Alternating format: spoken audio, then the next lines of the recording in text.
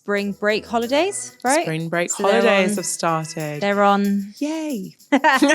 Said all the parents. They are at home. All the parents. She was also at one stage like the most followed person on Instagram, but I think that's being taken away now, yeah. I don't think at 8 I knew that people had fake lips.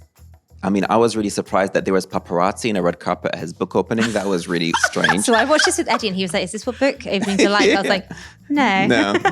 Nothing of the sort. She was Selena Gomez. Like she was that person who was hounded by the paparazzi and had like a terrible time. Really bad family dynamics there. So it's nice to see her like, she's a mum now. She's based in Dubai. She's sort of away from Hollywood. She goes and does her thing and then comes back here. Like, I love it.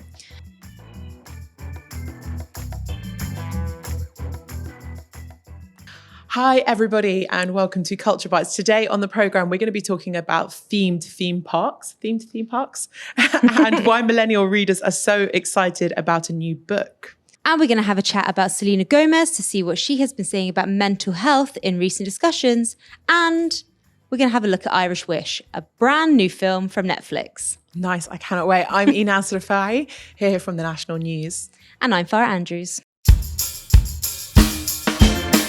So, how was your weekend? How was my weekend? It was lovely. Thank you. Lovely. We had a little garden party at home, which was very pleasant. Yeah. I wanted to make the most of like a weekend outside if I could. Yes, the weather's starting to get warmer. I have to admit, I do love it. Yeah, we know. I'm a big summer baby. You're a warm-blooded. Warm-blooded is not right. But everyone should be. You're a woman for the warmth. A woman for the warmth, definitely. So I'm really enjoying it. But I did spend some of this weekend indoors. Oh. I know. So which comes on to what we're first going to be talking about today, which is themed theme parks. Theme parks. Specifically Dragon Ball Z. Pop culture themed theme parks. Theme parks of pop culture. So I went to one. So before we go on to what we're going to be talking about today, which is a specific one, but I went to Ferrari World for the first time. So I've never been. Yeah, it's quite fun. I recommend it. I took the children down and they really enjoyed it. Some of the rides I think are a bit too scary. Yeah, there are some very big rides at Ferrari World. Big rides. Like record-breaking rides from what I know. Record-breaking rides, well done. On brand for the UAE. Well done. So a lot of different theme parks. I think, it's Ramadan at the moment. Not wanting to spend so much time outdoors because, people are fasting and things. So actually theme parks are a great way for the kids to let off some steam and me just to be sat at the side. And also it's spring break holidays, right? Spring break holidays have started. They're on. Yay. Said all the parents. They are at home. All the parents. And it's a big holiday. Thanks. It's long. Easter and Eid. And spring. So it's a big long holiday. Yeah. So it's been one of those ones where we've all been trying to find different things to do. And the UAE, as we know, amazing for children and families. And I wanted to speak a little bit about the joys of themed theme parks. So this kind of comes off the back of Dragon Ball, the anime and manga. Yeah? Yeah, well done. My speciality subject. You never watched it as a kid? No, I actually didn't. You're like the perfect age group. But it still has to be a taste thing, right? Yeah, true. I loved it. A lot of people did, obviously. So Dragon Ball, huge manga, anime franchise, and they have just announced that in Saudi Arabia, there is going to be a themed theme park. Not just Dragon Ball Z, it's like the whole Dragon Ball universe. Okay, that makes a lot more sense. Because I was going to say that isn't like that exciting. No, it's going to be huge from what I understand. It's coming from Qiddiya Investment Company, and they are the company that's also producing building Six Flags, which is going to be opening in Saudi Arabia as well. We don't have an opening date for the park, not yet, but it is going to have, so tell me if this is right, as somebody who knows. There's going to be 7 different areas kind of inspired by the 7 balls in Dragon Ball. Well done. Yes. It's kind of funny because Dragon Ball Z, much older than Pokemon, I believe. But kind of quite similar ilk with like the balls and you throw the balls and like, woo, things happen. Well, Okay, similar world I think, then. yeah, Dragon Ball Z was, I think the anime, like, as in like the drawn cartoon was first published 1984. Yeah, 40 years this year because the I was going to say 70 years. God, I'm much older than I you're thought I not was. The creator recently passed away, and it's a very significant year for the Dragon Ball universe. So yeah, the 40th anniversary of the franchise, and the creator recently passed away. So significant announcement. But that got us thinking over here at the National about the fact that there are so many pop culture, like pop culture really does inspire theme parks. Huge. Like, internationally, we have like Universal, and we have obviously got Disney. But then here we haven't got Universal or Disney as much as we'd love them. But we've got like Warner Brothers. Love Warner Brothers World. Have you Yes. been? Okay. Yes, many a time. Even I have. Yeah. I haven't been to Gotham City yet because my children are scared of it. Okay. I mean, I did see the big kind of Joker entrance to Gotham City, and I was like, oh yeah, I can see how that is scary. Yeah, they weren't into that. What other things about Warner Brothers do you love? Is there more? Well, the Warner Brothers Abu Dhabi, I think this is so much more on brand for you, because are you a fan of a certain wizard? Harry Potter. Yeah, the only one. Yeah, of course. The wizard. So Harry Potter, I know that there's like the whole thing in the UK and it's huge. Like people travel from really far away to see the Harry Potter world. Yeah, like a Harry Potter like set experience. In North London, yeah. And now there's going to be the whole Harry Potter theme part of Warner Brothers World will come to Abu Dhabi. Yeah. So there's like the one in London, and then there's 4 Wizarding Worlds of Harry Potter in Universal Studios around the world. 2 in the US. Yeah. 1 in Beijing and 1 in Japan, from memory. Well done. Have you been to any of them? No. What? I know. Are you waiting for it to open locally? Yeah. That's what I've been holding out for that. I love that. No, I have just not been to Beijing, Tokyo, LA, or Florida any convenient time to go visit Harry Potter. What a shame. If anyone would like me to go. Please email Farah. No, that sounds, I really, there's something about going to these theme parks that does just ignite something, like a child, the inner child in me. So immersive, right? Yeah. Yeah. And they have like all these different ways of making you feel that way. So in Warner Brothers World, there's like one of the rides starts with you feel like you're in kind of like a house which has been ruined by a mouse. And then it's like, so this is in the cartoon, Looney Tunes section. Yeah, like kind of Tom and Jerry and Looney Tunes. And like, you just have this like really immersive world. And it has made my children watch Looney Tunes again, because like they're like, oh, what's that? Oh, Daffy Duck. What's that? Okay, yeah. But yeah. When the Harry Potter world opens here, we don't know that they've been very lock and key about so many of these details. It's anticipated to come next year. Okay. And it's going to be, from what I understand, the biggest in the world. But that might... Love that. That's so on brand. Of course. I love that. That's amazing. Well, I can't wait. Ferrari World, for those of you who haven't been, definitely go. I thought it was a good day out for the children. Yeah, and actually lots of like activities where they're like using their bodies. It's not just like sat on rides or waiting. Okay, yeah, that's nice. Which is really nice. The thing about theme parks here that I always quite like is that the queues are never huge. Not like the big theme parks internationally where you're queuing for like 2 hours for the key attractions. And then it means that you literally do like 3 rides. Yeah. It's so sad. So there's been big news for millennials. I don't want to pigeonhole, but probably primarily millennial females, but not only. This week. Talk to me. Jacqueline Wilson. Jacqueline Wilson, huge author. Who wrote basically the books that I devoured from like age 12 to 16, 17, I'd say. Maybe a bit younger than 12. I can't. So she has announced an adult sequel to Girls in Love. So it's the girls book series. Girls in Love was the first book in that series. It was very much targeted at teenage girls. And then it's kind of like growing up with that series, she's announced Think Again, which kind of checks in with the main characters in their 40s. Ah. Yeah. That's not happened before, has it? I don't think we get that often, where an author goes back to a childhood. Imagine if that happened to Harry Potter. I mean, obviously I'd devour. That kind of happened in Harry Potter because Cursed Child had like it followed Harry Potter's child, and Harry Potter's like a secondary character as an adult, so it kind of happened. Okay. But the girls series, so following up with the three main characters who I did not remember the name of off the top of my head, but I have checked, and they are called Ellie, Nadine, and Magda. Do you remember? Did you read this series? So I did not read this series, or at least I can't remember reading this series.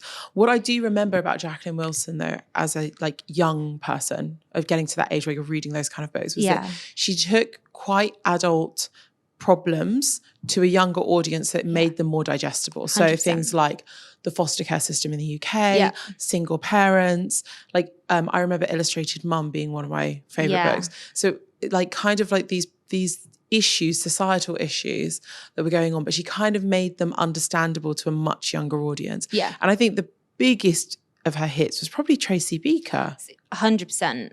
I guess, and that probably amplified by the TV series, which was on British children's television for years. A long time. People still can't believe that Tracy Beaker's an adult. Oh, yeah.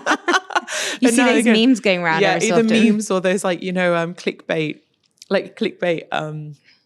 articles where it says, Tracy Beaker's had how many children? How dare she be an adult? Yeah, I loved Jacqueline Wilson. I really did like devour a lot of her books. I loved the Girls series. I remember reading Girls in Love. So that came out in 1997, which would have come out when I was, let's do some quick maths, 8. So that's about exactly the right kind of time for me to be reading these kind of books. So I would have read all 4 books in the series. So it's like it kind of is perfect, the kind of like leap forward 2 decades. That's how long we've been waiting for it, for the follow-up and kind of checking in on these characters in their 40s. I guess it's also sort of similar to what they've done with And Just Like That with Sex and the City. It's a bit like that. Taking the story forward, kind of not just doing like a prequel, but kind of moving with the characters. I think there's a lot of like, I think with these kind of books, which like really pull on heartstrings because they become nostalgic for parents as well. Yeah. So when they become adapted into musical theatre, like Matilda is coming to UAE soon, or they've become like quite big films. But then, a sequel to a book is Have your girls started reading Jacqueline Wilson, or are they a wee bit too young? No, they're like big. So my eldest, she loves Ottiline, which is a Chris Ridley series, which is actually fantastic. If anybody wants to get their daughter into reading, it's quite like, imagine like almost in that kind of like cartoony-esque way, like the drawings are very detailed. They have lots of things in. Dahlia's been Ottiline before for like World Book Day, which was very sweet. And then the big one is Roald Dahl. Yeah. Big Roald Dahl household. We can't get enough of it. And now the musical coming to the UAE, they're very excited about. That's quite soon, if I'm not wrong. June. Okay. I do need to get tickets though. Yeah.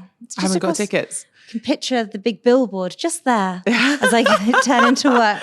Oh my God, I'm really scared it's going to be sold out because it's right at the beginning of the holidays. But yeah, these, I think, I'm imagining a lot of women our age will probably be picking up this new book.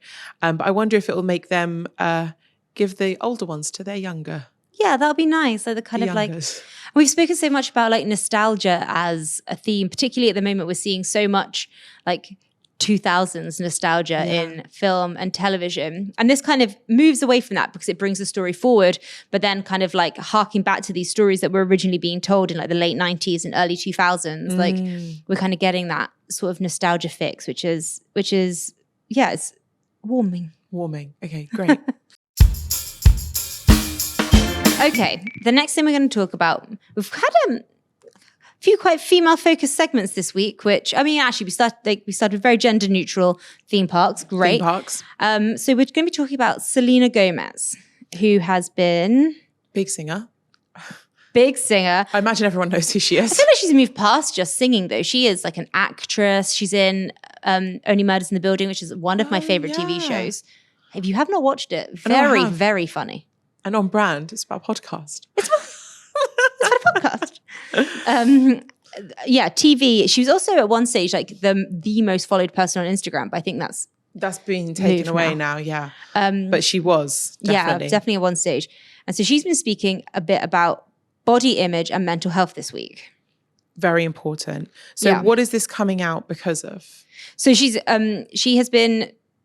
reflecting back on a documentary that she released a couple of years ago. Mm-hmm. She's been speaking in a couple of panels recently. So her documentary was called My Mind and Me, which came out in 2022. Have you watched it? No. Right. Neither have I. But I've watched quite a few segments of it. And so what she's speaking about now is kind of how... So she's been a very keen proponent of looking after yourself physically, but also mentally, how important mental health care is. And the fact that she has grown up in the public eye. She was a child star in Disney and she has grown up under like kind of intense scrutiny. She's early mid-30s. Early 30s, yeah. And so she's grown up in the public eye and had like a real lens on her for her entire adult life. Massively. And I think like she comes under a lot of scrutiny. Like I have remembered like so many memes or like snippets of her going to Met Galas and getting criticized for her outfit choices, for her body type, what her hair looks like. Oh, yeah. You know, her makeup. Like, so I think like I cannot imagine being that much in the public eye and receiving that kind of backlash just for going to a party in a bad frock. She's either too thin, not thin enough, too made up, not made up enough. Her skin isn't perfect. She's got blemishes. Her hair, the dress doesn't work. Like there's always something. Yeah. And I mean, like for anybody, it's horrendous to kind of be constantly surrounded by, which is part of the beast of fame and the nature of it. And I think there are elements of people half know what they're going into, but I don't think anyone can ever fully understand what it is that they're going into when they become famous. But she's also spoken about the fact that like kind of how she was treating herself when there was kind of like all of this third party input. And so this week she said, "It makes me sick to hear the things I was saying about myself in the beginning. It bums me out. There were a lot of people that cared about me more than I cared about myself, that I really wanted to do things I wasn't ready for. I'd hit rock bottom. I had to do it in my time." So she's had these this very frank discussion about how she treated herself kind of at this like apex of her fame. So this is something that's really dear to my heart. I've just deleted so many like social medias and whatever from televisions, like iPads, right, like roaming around the house, because there is a lot at the moment about young people, their mental health and social media and what it's really doing. And one of the things that I found really interesting is actually, I read this amazing article, not in our newspaper, so I won't mention it. Other You'll have to just go and do a Google check yourself, because I'm not going to reference who I've been reading. That's not the National, but it was a great article about the way girls and boys take social media in different ways. So girls will look at it and kind of like judge themselves against other people and the kudos that comes from that. And that will affect like their body image. So it really affects their body image. And a lot of the time, like we know this, but we're a bit older, that they're using filters. But my 8-year-old does not know that they're always using filters. No. She has no idea. So suddenly she's questioning. And she asked me a really worrying question the other day. And it actually that's when I was just like, got really quite iron fist about all of it. Okay, so we're taking... She asked me what, who had the biggest natural lips. Oh. Yeah. And she's 8. And I was like, was she talking like in the world? Was it like a comparison? Yeah. And like, that's not her fault. No. That's not her fault. She's asking a question. But I was like, I don't think at 8 I knew that people had fake lips. Or anyone was able to kind of do these like enhancements and... Yeah. I know it's part of our culture and it's part of society and all these things, and it's fine. But I was just kind of a bit taken aback by it. So that's why all social media has now gone. Well done, Dahlia. You did that to yourself. So but I've taken it all away. Like, especially for children, but even for adult women, it's sometimes impossible to understand where things have been filtered, where things haven't been filtered. Yeah. Obviously, we've spoken recently about photoshopping and how that can go in certain directions, but like everything is alterable. Everything. And we, like, people just have, there's like, and this is why I really do think there's recent news has drawn attention to things that are blown out of a proportion, but there has to be candor with when images are photoshopped or not, because they're like where's the line? Like, there are famously the Kardashian family. Yep. They admit to photoshopping their work. Yeah. Wow.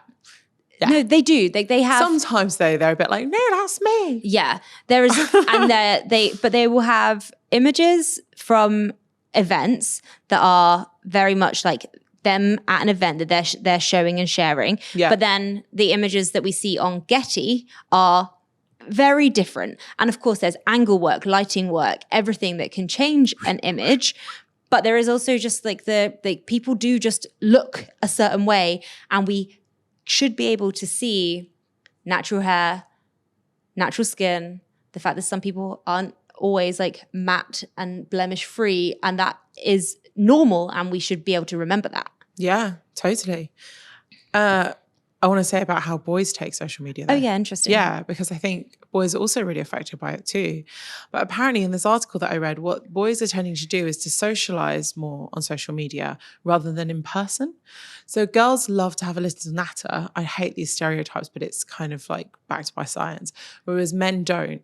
So men tend to like socialize, as it were, through gaming. So it's like where the patterns are. Yeah, these are the patterns. And so then more and more men are suffering from loneliness, which is also really worrying. But I guess like, yeah, when you have like, for want of a better word, like pseudo relationships with people that you aren't actually kind of, I mean, like there is like great value in being able to speak to people kind of through games and in those kind of like virtual situations. But then that doesn't 100% swap out human interaction on day to day. Exactly. So switch off your phone. Oh, it's so hard though. Yeah. You don't have an Apple phone. Does your phone tell you how long your average is a day that you spend on the phone? Yes. Should we do it now? No. Yes, let's do it. No, I can't. Let's do it. First of all, my phone's on the other side of the room, but mine's terrible and I really don't want to. I dare you. Mine is Everybody horrifying. in the comments, just say if you want to know how much Florence spends on her phone. This is like my Uber rating. I'm not willing to share that either. I think mine is a lot better since I deleted Instagram from my phone. So I haven't deleted Instagram, and I've recently been awful with like doom scrolling. Don't do it. And I've got that like, I've started playing this stupid game on my phone. Don't be embarrassed. Oh, it's not that. It's literally just like a distraction. It's Is it like, the Kardashian it's essentially game? a fidget spinner. No. Oh, it's a fidget spinner. It's not. It's I organize coloured hoops into piles. Oh my God, my OCD just got triggered and I love that. The game is very satisfying. It's also very boring. And I just it's like a switch off. It is basically a fidget spinner. I kind of like those like games where it's just where you're like, you have to do like, you bake a cake and it's like, you've got like 4 cakes to make. You've got to make them in the right time. Basically that. Like, I love those games. I have to take all of those away from my phone though. I do. I should probably delete my hoops game. I had to do, yeah. That's probably added like 45 minutes to my is it good time for on your my brain phone. to sometimes switch off? But I don't know if that really is switching off because I'm still on It's my better phone. than doom scrolling Instagram, which just makes me feel quite like, it's really bad. And I don't like saying these words because I don't like this, but like I feel poorer, less attractive and fatter. So I'm just like, I'm not going to.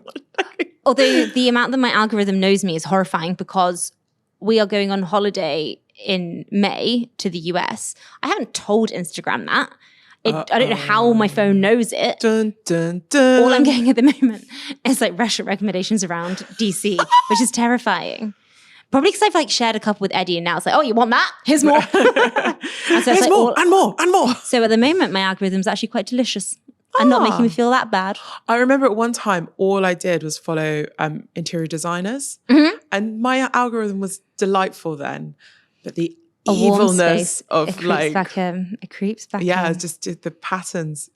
Terrible. It's scary. Let's move on. Let's get Man in. Let's get Man.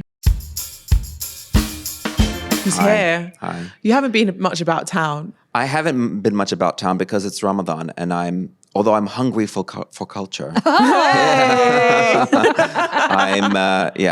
there, it's kind of like a quiet time. I think things will pick up after Eid, but there is stuff happening which I'm going to enlighten us all with. But first, I think we have to speak about some really pressing movie news. Yeah, we have something big to talk about. Yeah, an Oscar contender for 2025. Something very rare has happened.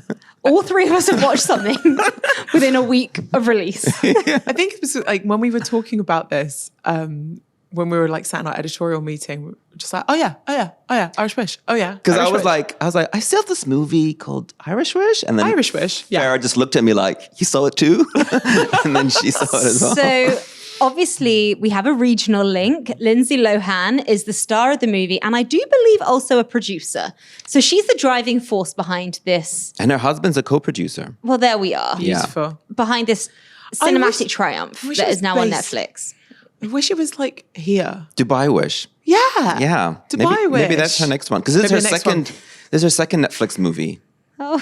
Or Abu Dhabi Wish. This is her second UAE Wish. UAE. Mina Wish. No, it should be Dubai. People recognize Dubai. Even me as an Abu Dhabi stronghold. Also, Lindsay lives in Dubai. She does live in Dubai, yeah. Let's do a shout out. She might do, because this is her second Netflix movie. She had the Christmas one. This is the Irish Wish. So maybe she's has a deal with Netflix. Maybe it's a big trilogy. Yeah, maybe it's a trilogy, the Lindsay Netflix trilogy. I'm here for it. Seminal work. Yeah. So we've all watched it. It is Lindsay Lohan, who is a American. I'm not explaining who Lindsay Lohan is right now. I'm explaining her character, Maddie.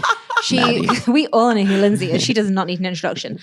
She's an American, New York-based book editor. Yeah, book editor, but also aspiring author. How dare we? Yes, of omit course. That detail. Her dream. And she goes to Ireland for a wedding. Mm-hmm. A wedding that she wishes was her own wedding. So her author, who she's been book editing, but actually she's ghostwritten the book for him, who's like this celebrity. I mean, I was really surprised that there was paparazzi in a red carpet at his book opening. That was really strange. So I watched this with Eddie and he was like, is this what book openings are like? I was like, no. Nothing of the sort. He gets married to her best friend, or one of her best friends. Yeah. And so she goes to Ireland for the wedding. She's all heartbroken. Nobody knows that she's in love with him except her mother, Jane Seymour, who really, she could not have even been in the movie because all of her clips were in America. And if you just removed, and they were always on the phone FaceTiming, if you just removed her, I mean, you didn't really need her. Yeah, I mean, Lindsay had two friends who knew nothing about her. So early on in the, knew nothing. Early on in the film, first of all, I obviously loved it, but it very much is of a genre. It's same. I love that genre. What would you call that? I'd call it a low-tier rom-com. Bubblegum. Yeah. Yes. Bubblegum rom-com. Bubblegum rom-com. Yeah. It feels like that. It feels like it was great to see Lindsay just like in her element. Lindsay looked like she was having a lovely time. Lindsay definitely got a trip to Ireland out of it, which I'm happy for her. I would like to go to Ireland.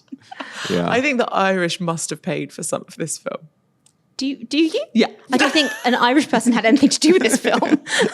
But wait, they were all wearing green. Every Irish person was wearing green. So obviously, they must be Irish. That is obligatory in Ireland. I think the film, it used to be Hallmark. Now Netflix makes them, right? They're these like very, bubblegummy rom-coms that I do love them. That we spoke about it at Christmas. Yeah, you need these kind of things on a Sunday.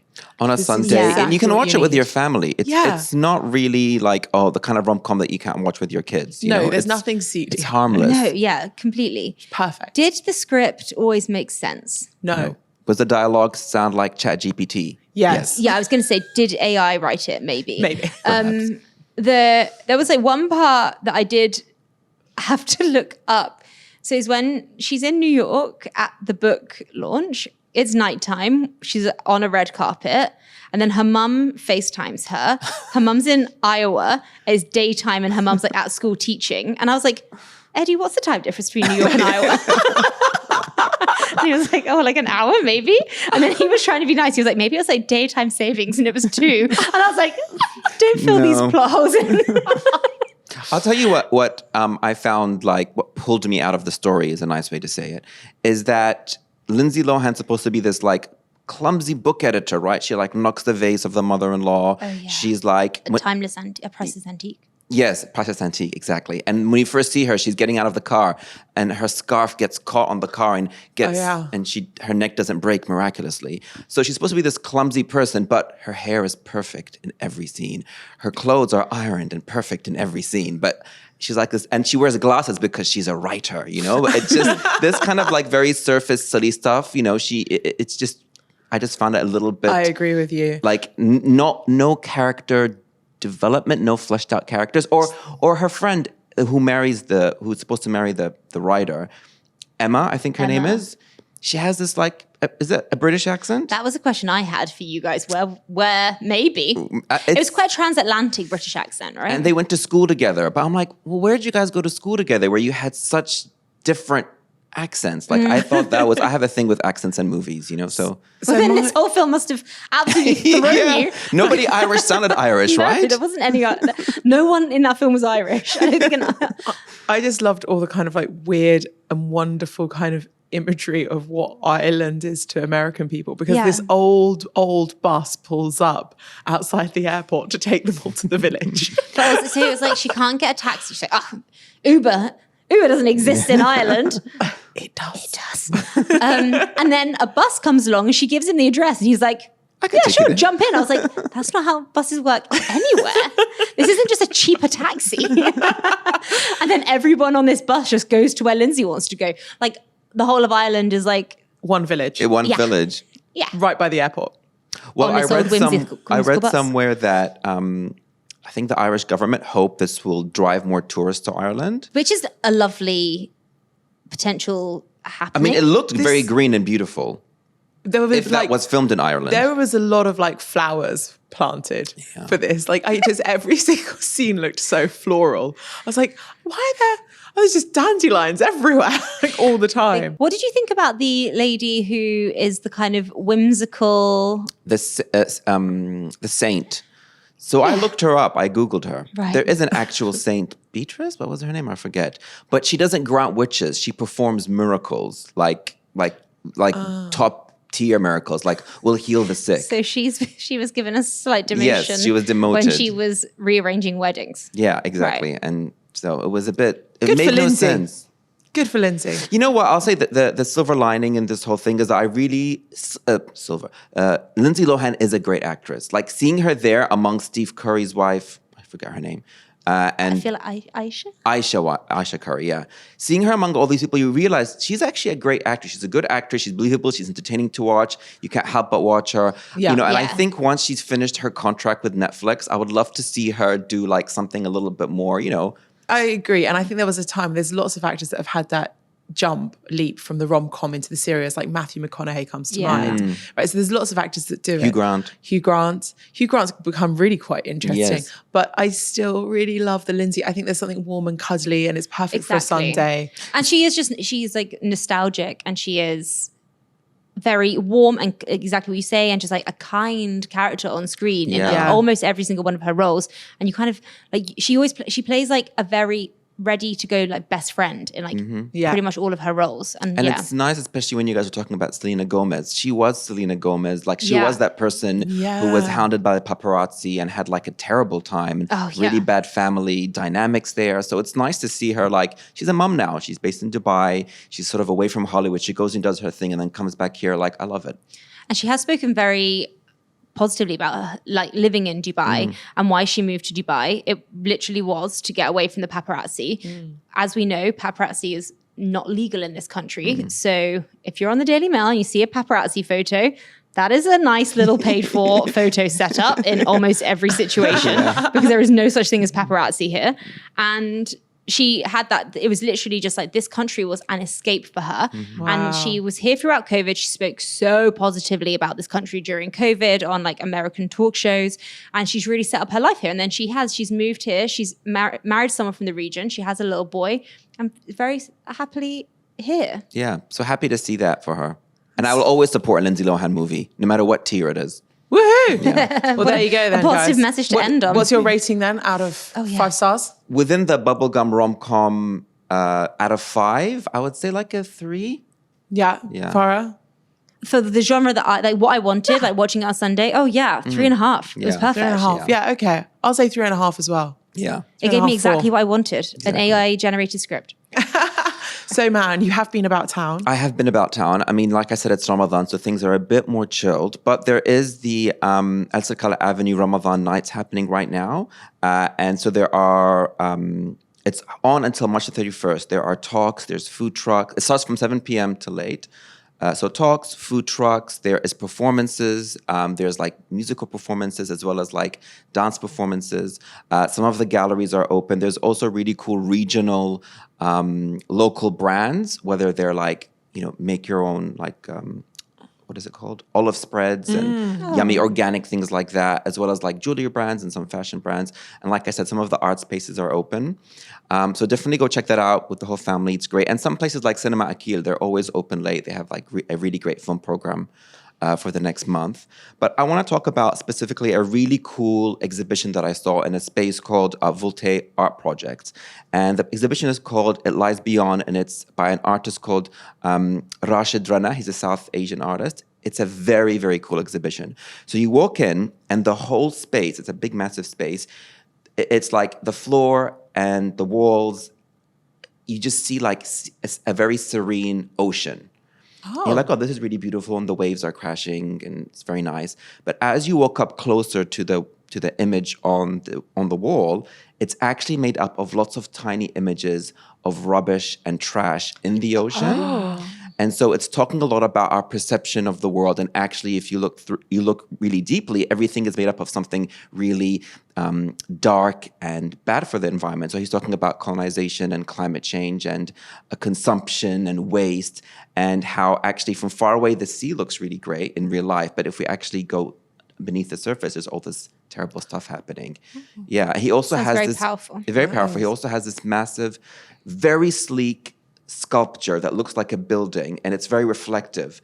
But as you walk around it, there's like an image that pops up of a cityscape of buildings, and you're like, that's interesting. And then when you walk closer and look inside, it's actually made up of lots of photographs of like houses and slums from Lahore in Pakistan. So it's again that same idea of, you see this beautiful, glittery, sleek landscape, but as you go in, you're seeing the like microcosm of how these cities are actually made. So it's all about perception and appearances and like the modern urban world and how it's affecting nature. So it's a really lovely, interesting, lovely is not the right word. Powerful, very like interesting way to look at a lot of problems. I really like that when artists take like really small images and make them into something big that kind of gives them a dual meaning. Yes, exactly. And you get those ones as well where sometimes you walk past and it becomes like a different floating image. And it's so immersive, like the whole space, like you're literally inside of something that is